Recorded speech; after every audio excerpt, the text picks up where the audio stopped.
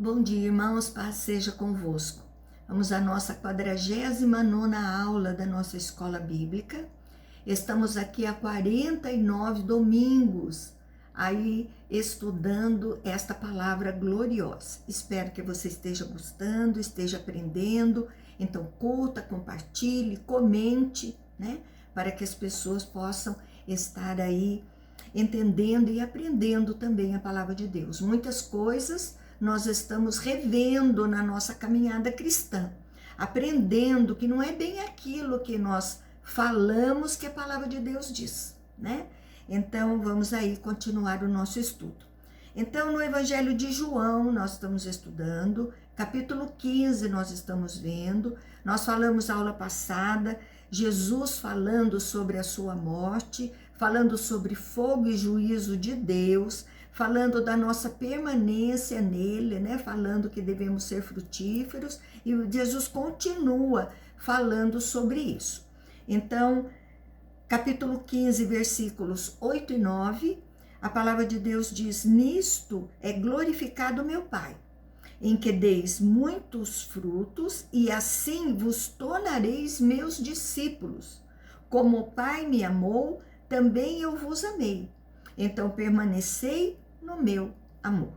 Então Jesus explica a importância de dar fruto. Serve para glorificar o Pai e engrandecer o nome do Senhor. Fruto do trabalho na obra, fruto do trabalho na sua família, fruto do trabalho no seu trabalho, né? O local onde você tem o seu sustento. Então você tem que dar fruto, você tem que falar o nome poderoso do Senhor, contar seus testemunhos, falar de Jesus, de salvação. Isso é dar fruto. Então a característica do verdadeiro discípulo é ser frutífero. É uma evidência de salvação. Salvação não é pelas obras, mas é para boas obras. Então, nós somos salvos para fazermos boas obras. Então, faz parte da nossa salvação, sim. É uma evidência da nossa salvação nós praticarmos boas obras. Mas fazermos boas obras, termos boas ações, não implica na nossa salvação. Isso não quer dizer que somos salvos pelas obras, mas somos salvos pela nossa fé. Então, produz frutos aquele que permanece no amor de Deus. Versículo 10 e 11, se guardardes os meus mandamentos, permanecereis no meu amor. Assim como também eu tenho guardado os mandamentos de meu Pai, e no seu amor permaneço. Tenho-vos dito estas coisas para que o meu gozo esteja em vós e o nosso gozo seja completo. Então, guardar é permanecer. Pessoas têm negociado seus princípios, aceitam coisas contra a palavra do Senhor. Então, o modelo de relacionamento dele com o Pai, a obediência plena, então permanece. Muitas pessoas não permanecem abandonando o caminho do Senhor. Então não guardam a palavra, não guardam aquilo que o Senhor tem falado. Então quando permanecemos, damos sinal de que estamos levando tudo com seriedade. Amamos o Deus da bênção mais do que a bênção de Deus, né? Como a gente sempre fala, não ficamos aí olhando para o bolso de Deus, mas nós olhamos para os pés do Senhor. Estamos sempre aos pés do Senhor. Então, quando Jesus fala de gozo completo, é uma alegria completa. Pai, Filho e nós. Então, Jesus diz que Ele mesmo, na adversidade, quando você faz a vontade de Deus, tem um resultado, e este resultado é alegria. João 12,14, o meu mandamento é este, que vos ameis uns aos outros, assim como eu vos amei. Ninguém tem maior amor do que este, de dar a alguém a própria vida em favor dos seus amigos. Vós sois meus amigos, se fazeis o que eu vos mando. O amor de Jesus é padrão do nosso amor, né? Amor sacrificial. Vai além do amor interesseiro. A essência do amor verdadeiro, morrer para fazer a vontade de Deus. Quem é amigo de Jesus faz o que ele manda. Não é simpatizante dele. Tem gente que simpatiza com Jesus, gosta de ouvir a palavra. É algo assim emocional, né? Mas não é isso. Nós temos que ser obedientes à sua vontade. Este amor indica obediência. Versículo 15 diz: já não vos chamo de servos, porque o servo não sabe o que faz o seu senhor. Mas tenho-vos chamado amigos, porque tudo quanto ouvi do meu Pai vos tenho dado a conhecer. Então, servo é um escravo. O servo não tem acesso ao que faz o seu senhor na proximidade, mas o amigo tem intimidade. Participa de planos, de frutos, de motivações. Tem acesso maior com Deus do que um escravo. Fomos reconciliados com Deus. João 16:17 diz: não foste vós que me escolhestes a mim. Pelo contrário, eu vos escolhi a vós outros e vos designei, para que vades e deis frutos, e o vosso fruto permaneça, a fim de que tudo quanto pedirdes ao Pai em meu nome, ele vô-lo conceda. Isto vos mando, que vos ameis uns aos outros. Então Jesus diz aos discípulos que foi ele quem escolheu a eles. Foram privilegiados de participar do ministério de Jesus. Jesus quem chega neles e diz: segue-me. Jesus quem designa o ministério e orienta o objetivo. Missão: dar fruto bom e ter uma duração especial. Fala aqui da oração. Tudo o que pedirdes em meu nome. Quando os ramos estão ligados à videira, temos tão grande intimidade com Deus que pedimos e o Senhor nos concede.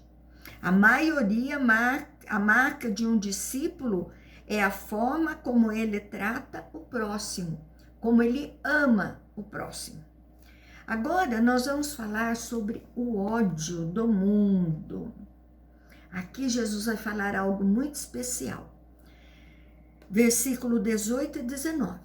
Se o mundo vos odeia, sabei que, primeiro, do que a vós outros me odiou a mim.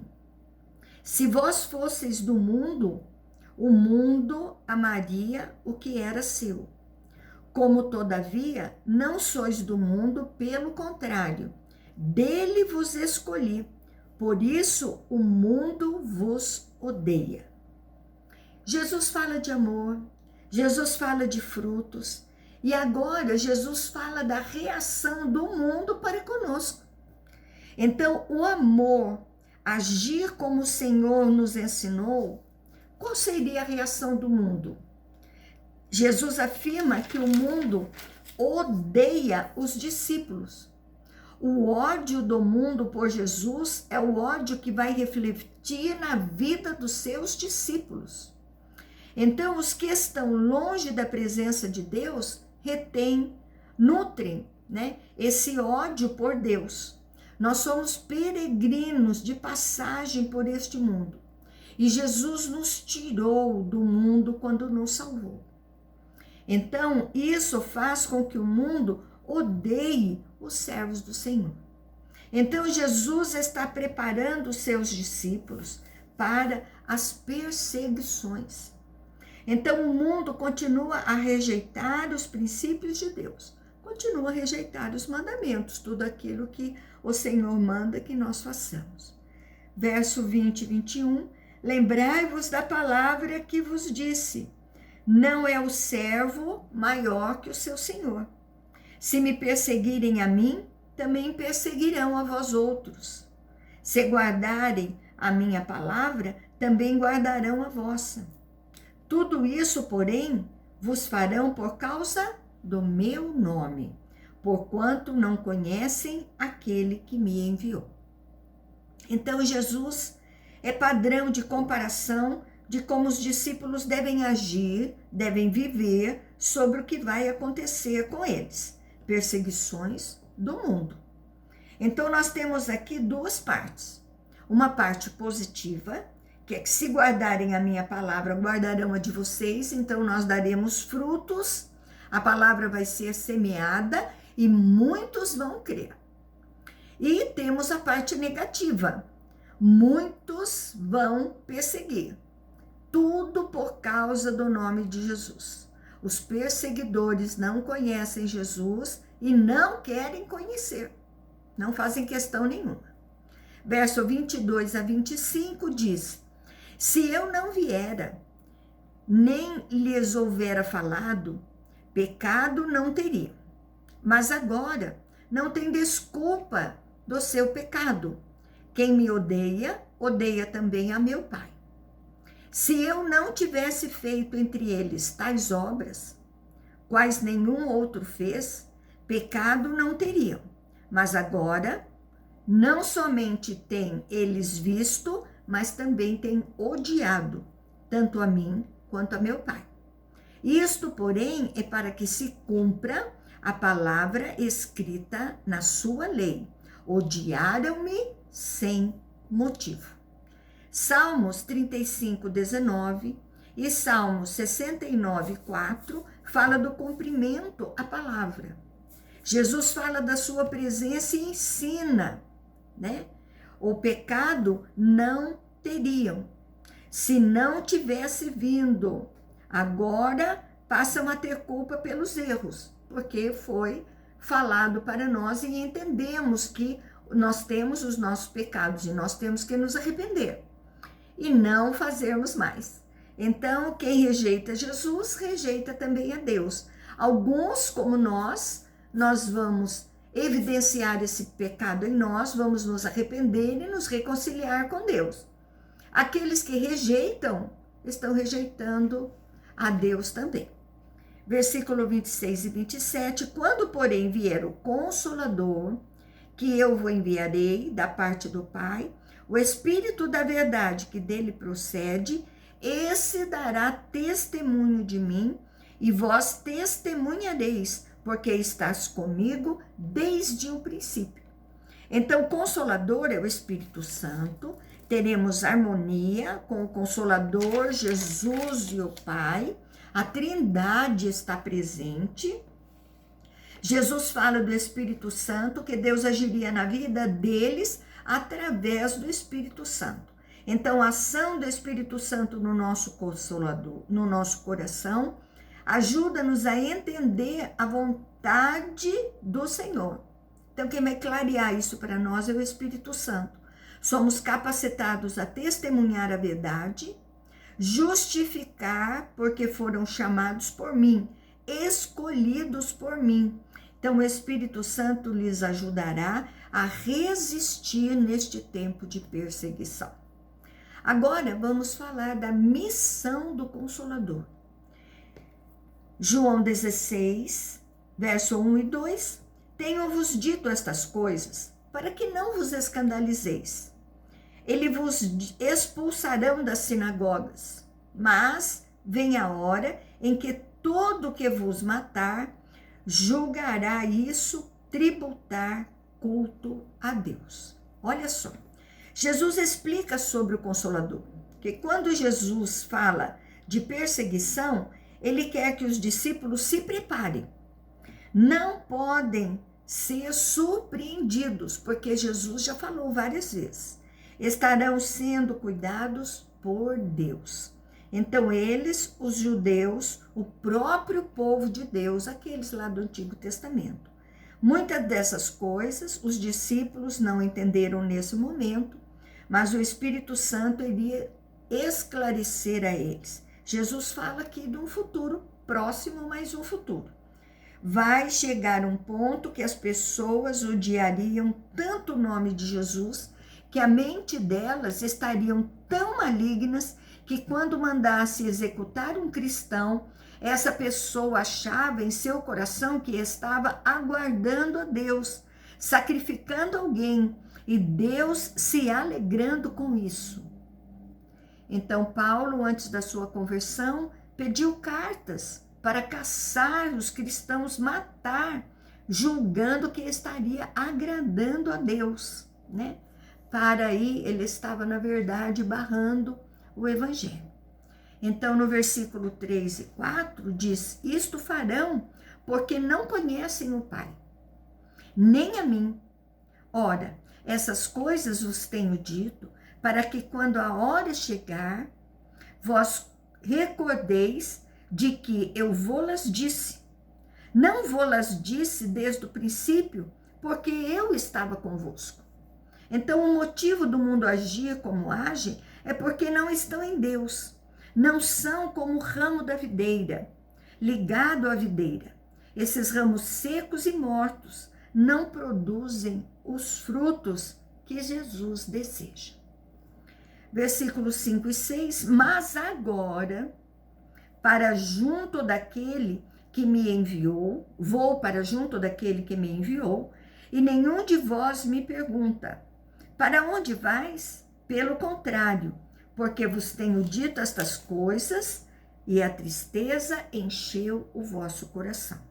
Observa que Jesus está trazendo revelações pesadas, e eles estão ouvindo. Jesus questiona uma apatia, né, dos discípulos. Jesus quer que eles reajam. Então, os discípulos desanimam com essas revelações.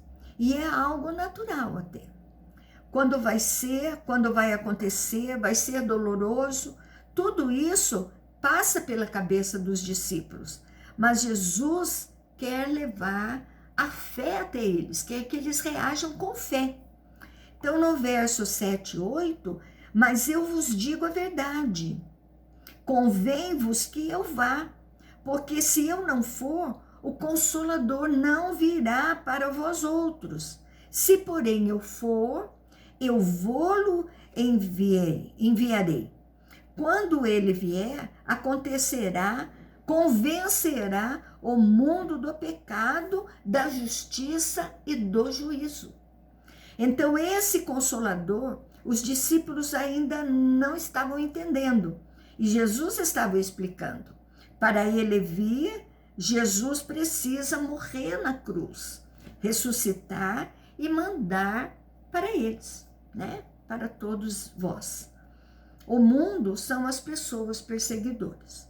Versículo 9 e 11, do pecado, né? Então, ele disse no anterior, quando ele vier, convencerá o mundo do pecado, da justiça e do juízo. Do pecado, porque não creem em mim. Da justiça, porque vou para o Pai e não me vereis mais. Do juízo, porque o príncipe deste mundo já está julgado. Então, o Espírito Santo vai demonstrar o grande pecado daqueles que rejeitaram Jesus e o crucificaram. A justiça é a obra de Deus, será vista e tida como verdadeira. E hoje a maioria das pessoas sabem que Jesus morreu na cruz. E por que morreu na cruz? É claro que muitos não creem, porque não querem ter a vida de servo, mas sabem da verdade. Então, nós sempre falamos, muitos não vêm para Jesus, já tiverem o seu pecado clareado, mas não querem deixá-lo. Então, preferem continuar no seu pecado. Então, do juízo, porque o príncipe deste mundo já está julgado, né? A missão de Jesus traz o julgamento. E o Espírito Santo, pecado, o mundo verá a injustiça, condenação de Cristo, a justiça, a verdade das palavras de Jesus estarão claras. O mundo sabe, estão registradas na Bíblia. O juízo, acolher ou rejeitar. Jesus trará juízo correspondente a cada um de nós. Quando acolhe, vem o juízo. Perdão dos pecados, são salvos. Quando rejeita, vem a condenação, é o inferno eterno. Versos 12 e 13, quando ainda muito que vos tenho ainda muito que vos dizer, mas vós não o podeis suportar agora. Quando vier, porém, o Espírito da verdade, ele vos guiará a toda a verdade, porque não falará por si mesmo, mas dirá tudo o que tiver ouvido e vos anunciará as coisas que hão de vir. Então, Jesus diz para os discípulos que muitas coisas ele ainda teria para dizer, mostrar sobre o ministério deles, mas ainda não era o momento deles saberem. Em tudo de correto que precisarem saber sobre o ministério deles, o Consolador, o Espírito Santo, os guiará, porque age em harmonia com a Santíssima Trindade. O ministério começa com Jesus Cristo e continua com o Espírito Santo. Eles vão lembrar de muitas coisas que Jesus ensinou e entender coisas novas. Verso 14 e 15, ele me glorificará, porque há de receber do que é meu e vou-lo há de anunciar. Tudo quanto o Pai tem é meu, por isso é que vos disse que há de receber do que é meu e vou-lo há de anunciar. Então, dentro da Trindade, cada parte glorifica a outra. O Pai é o Filho é o Espírito Santo. E o Espírito Santo age em harmonia com o Pai e com o Filho. Verso 16, 17, diz, um pouco e não mais me vereis, outra vez. Um pouco e ver-me-eis. Então, alguns dos seus discípulos disseram uns aos outros, que vem ser isto? Que nos diz, um pouco e não mais me vereis, e outra vez, um pouco e ver-me-eis. Vou para o Pai? Jesus está falando de sua morte e ressurreição, mas os discípulos ainda não entendem. Não era simples entender esses detalhes para eles, então eles estão confusos, e o ministério do Espírito Santo vai encaixar aí na mente deles. Verso 18, 19, diziam, pois, quem vem a ser esse um pouco? Não compreendemos o que quer dizer. Percebendo Jesus que desejavam interrogá-lo, perguntou-lhes, indagai entre vós a respeito disso que vos falei. Um pouco e não me vereis, e outra vez um pouco e me vereis? E os discípulos cochichavam. E Jesus, conhecendo o que se passava no coração deles, questiona eles mesmos, né? Então ele diz no verso 20 e 21, em verdade eu vos digo, que chorareis e vos lamentareis, e o mundo se alegrará. Vós ficareis tristes, mas a vossa tristeza se converterá em alegria. A mulher, quando está para dar à luz, tem tristeza, porque a sua hora é chegada. Mas depois de nascido o menino, já não se lembra da aflição, pelo prazer que tem de ter nascido ao mundo um homem. Então Jesus fala da sua morte, vocês vão chorar, mas o mundo vai se alegrar. Os que ficaram tristes ficarão felizes, porque ele vencerá a morte. Fala do trabalho de parto, depois do parto, sabe que passou por momentos da dor, mas a alegria supera a dor. Então, dolorosa será a morte, mas a ressurreição trará alegria para eles. Assim, no verso 22, 23, assim também agora, vós tendes tristeza, mas outra vez vos verei. O vosso coração se alegrará e a vossa alegria ninguém poderá tirar. Naquele dia nada me perguntareis. Em verdade vos digo, se pedirdes alguma coisa ao Pai, ele vô-lo concederá em meu nome. Então, as tribulações virão, ficarão tristes, né? Mas explica Jesus esse pouco tempo, né? Agora tristes, mas da próxima vez que me encontrar, terão alegria e não terão dúvidas mais. capítulo 15 e 16, está a explicação porque oramos em nome de Jesus, né? O próprio Jesus instituiu isso. Lá em João, no capítulo 20, versículo 20, nós vamos ver isso novamente. Nós tenhamos em mente que qualquer tristeza de tribulação na nossa vida cristã é passageira. Ela vai se transformar em alegria que ninguém pode tirar. Obediência é a semente da alegria. A alegria do Senhor é a nossa força. Versículo 24, 25 diz: até agora nada tenho pedido em meu nome. Pedi e recebereis, para que a vossa alegria seja completa. Essas coisas vos tenho dito por meio de figuras. Vem a hora em que não vos falarei por meio de comparações, mas vos falarei claramente a respeito do Pai. Então, os discípulos ainda não tinham essa forma de orar em nome de Jesus, né? Porque Jesus ainda estava com eles. E depois da morte de Jesus, eles passarão a orar em nome de Jesus, e essa intimidade com Deus nos dá a liberdade de orar a Deus e receber quando dá vontade de Deus. Então, Jesus usa a figura para que eles possam compreender.